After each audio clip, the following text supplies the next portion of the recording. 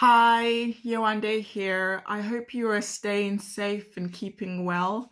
I hope all is good with you, your family, and your friends. I thought I would do a very quick video to capture a few conversations that I've had over the last few days. If you're an engineer, this is something for you, or for somebody that you might know. So I was speaking to one of my friends recently, and they were saying, oh, they really felt they were ready for professional registration and getting chartered. And they were really worried about the time commitment it would require.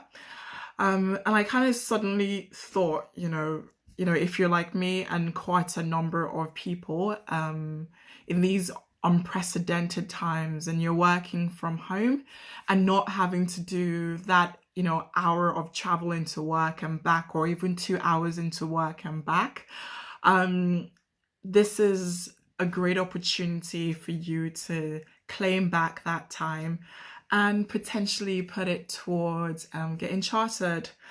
Literally, if it's, your usual commute time, if it's between 7 o'clock and 8 o'clock, or 7:30 and 8:30, that is enough. Every day, say 5 days a week, to start to kind of get your thoughts and your experience on paper.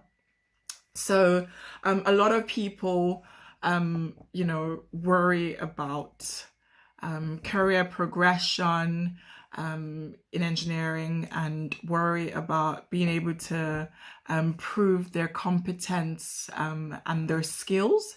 And I keep on saying to people, getting chartered is a great way to demonstrate that competence and the skills and the breadth of knowledge that you have. And so it's worth it. It's a great investment in yourself. It's a great investment in your career as well. And definitely worth the time. Definitely worth the time.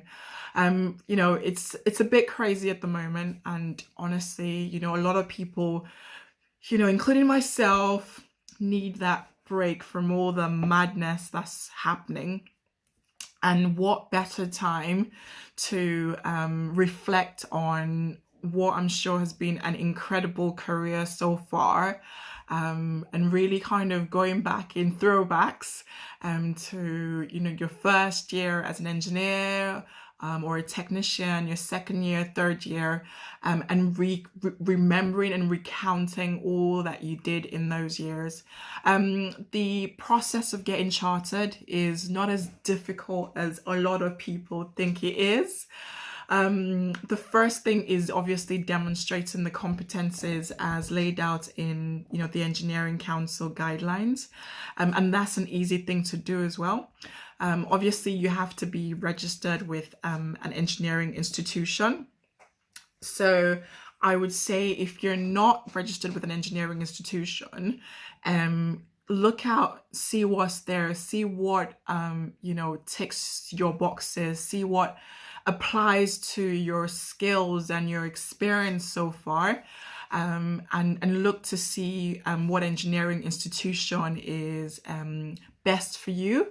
That would be the first step, because it's always nice to have a professional home, and then start to think about the actual application. And this, as I said, is a really good time to start to think about all those competences. So whether they're practical skills, whether they're, technical skills, whether they're business skills as well.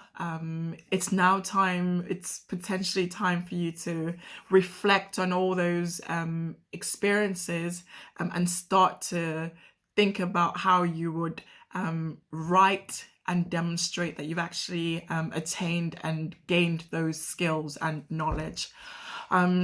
Yes, I just thought I'd do a very quick video. But yes, it is time to kind of claim back, travel time. And it's actually quite exciting to see that, industries that we thought were not as flexible. It's actually quite nice to see them being quite flexible as well. So claim back those hours, claim back your travel time, and think about chartership. Think about all the skills and the knowledge that you've gained over the years. Think about some of the great projects you worked on, the things you learned on those projects. Think about the size of the projects. Think about the people that you worked with and what you learned from them as well. And start to just put that down, type it up. And as I said, the competencies list is quite clear in what it asks you to demonstrate as well. So you can kind of use that as a guide. And then after you've gathered that, it might take you a couple of weeks, but, just do it in your own time, in your own pace. Then start to think about, putting your application through to the engineering institutions as well. I hope you stay well. But yes, my message is claim back your travel time and put it potentially into getting chartered and getting that professional recognition that you probably always wanted. Bye.